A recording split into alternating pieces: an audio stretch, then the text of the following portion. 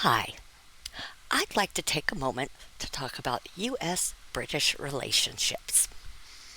For a long time now, we've had a mutual understanding and a cultural friendship based on things like the same kind of interests,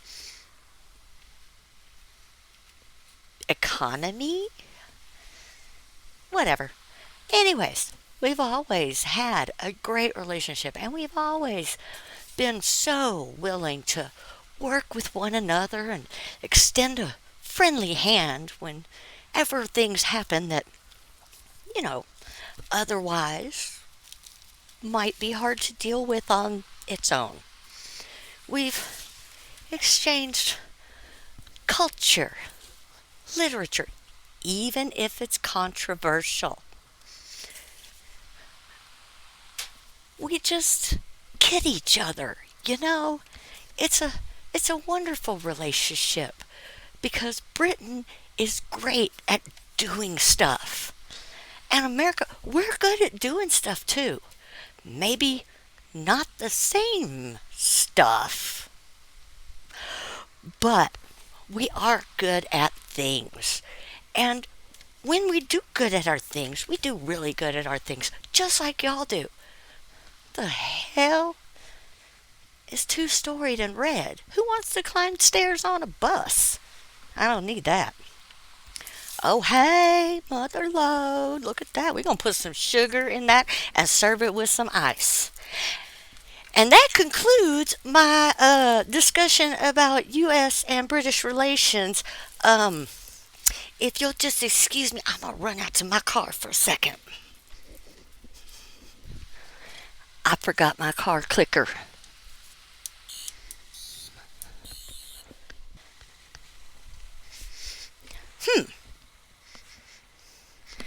Well, blimey.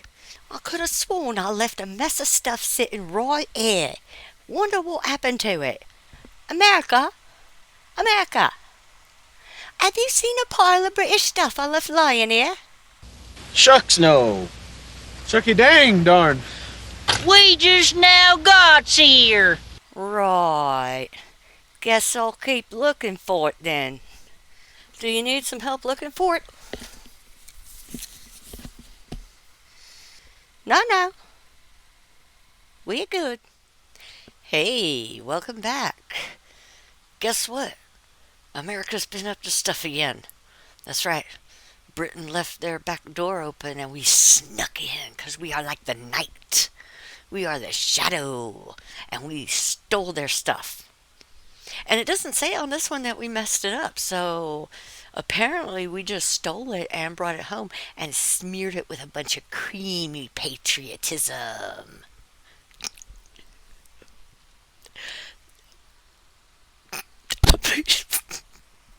I'm sorry, that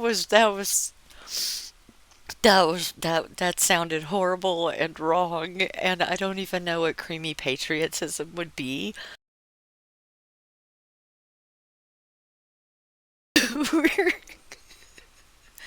We've apparently been stealing stuff from Britain, and if y'all got a problem with it, we learned it from watching you. How does that feel? I'm just kidding. I don't know how much of this is going to be TV shows. I know that at least one thing is because it's got The Office in the thumbnail. So let's go ahead and we're going to look at 10 things that we stole from you and we're not giving back. All right. Number 10. Apple pie. As American as apple pie, right? Wrong. The sweet treat is a staple on US dining tables, but the Really? British were the first to serve it way back in the 1300s. A popular dessert Well, throughout they were European around in the history, with Dutch and 1300s. Swedish styles also inspiring menus worldwide. It was taken across the pond with the 17th century colonists. Apple Since pie then, is apple really pie has good, become though. a standout symbol of US patriotism, as well as a central component to a teen comedy franchise. It's not what it Yeah, looks okay. like. Number Britain 9. and pies. YMCA. I have this this record. way before village people turned this institution into a cheesy disco anthem, and long before the YMCA swept across America, the Young Men's Christian Association was the brainchild of English philanthropist George Williams. Dismayed by working conditions in 18th century London, Williams conceived the now famous charity as a safe place for its patrons. While the movement's worldwide influence is something to be proud of, difficult to imagine Williams joining in with the dance moves.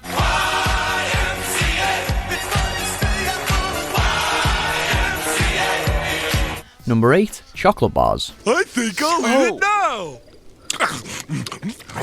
Candy bar. Okay. I have heard legend of British chocolate, and I would really like to try some. I had a friend who was in Germany, and he wanted Reese's peanut butter cups.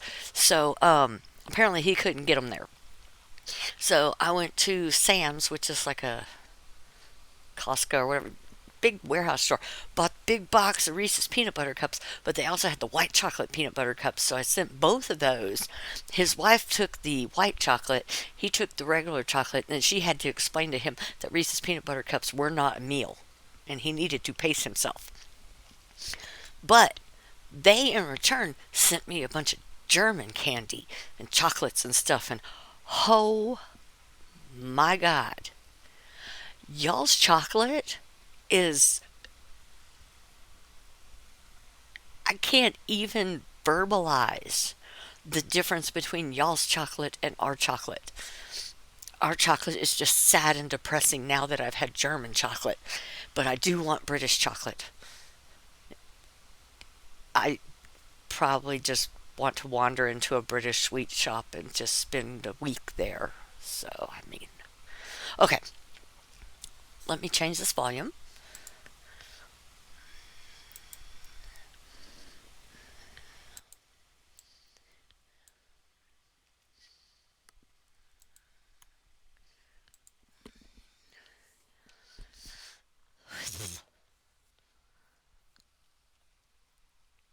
Bars are big business stateside, but before Mars, Hershey's, Milky Bar or Baby Ruth, there was one bloke in Bristol making confectionery history. Joseph Fry finalised the first mass-produced chocolate bar in the mid-1800s, around the time that the Dutch developed a chocolate press. Fry's chocolate cream hit shelves in 1866 with a famed fondant filling, and the bar can still be bought today. John Cadbury quickly followed suit, while the likes of Hershey's didn't arrive until the late 1890s. Number 7. Sandwiches. Could I have a glass of wine? Okay, And a ham sandwich? if you like. With a pickle?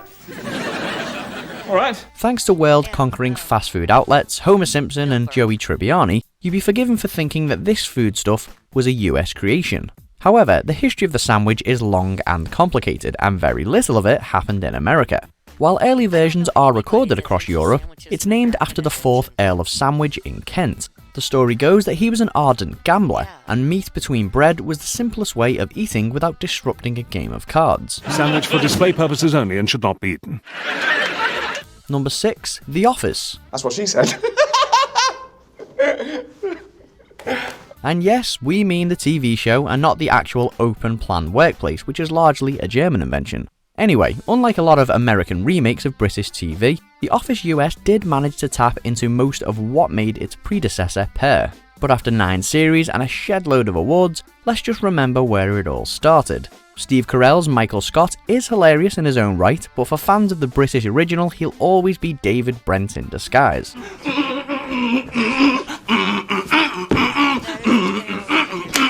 Number 5. Plastic surgery. Wow, that came out of me. From Botox to boob jobs, America is the world's leading market for cosmetic surgery, with millions going under the knife every year. But the industry was by no means born in the USA.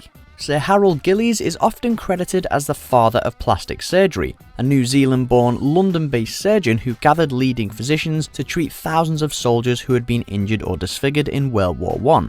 Gillies' work became a blueprint for all sorts of reconstructive procedures, and a starting point for today's aesthetic options. Number 4. The light bulb. A supposedly serial stealer of other people's ideas, Thomas Edison's light bulb moment is considered one of the most significant steps in modern technology. Hey, Edison! How about sharing some of those light bulbs, huh? Hey, figure it out for yourself, man! But experts are continually divided on just how much Edison did to develop the design. Before the Wizard of Menlo Park, there were countless other scientists creating electric light and light bulbs, not least British pioneers including Humphrey Davy and Joseph Swan.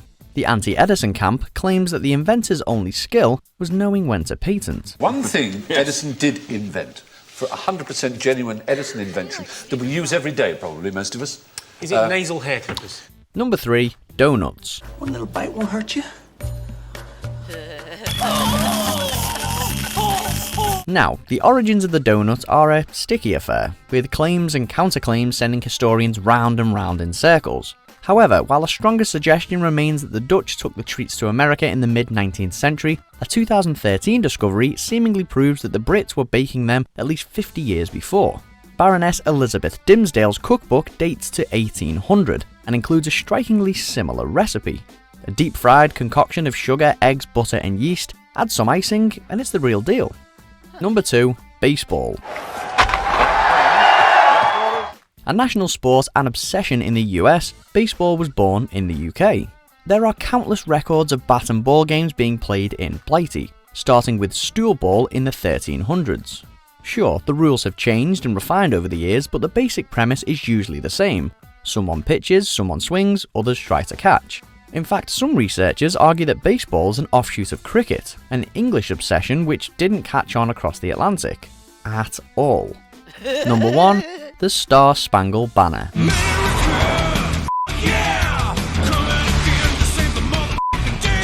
We finish with a final salute for Great British influence on American culture, because the US national anthem is sung to the tune of an 18th century English drinking song. Baltimore wordsmith Francis Scott Key takes full credit for the lyrics, but the melody was written by John Stafford Smith, a Gloucester-born composer. The Anacreontic song, as it was originally known, was regularly belted around a prestigious London gentleman's club, where wealthy people met to wine and dine. Do you agree with our picks? Check out these.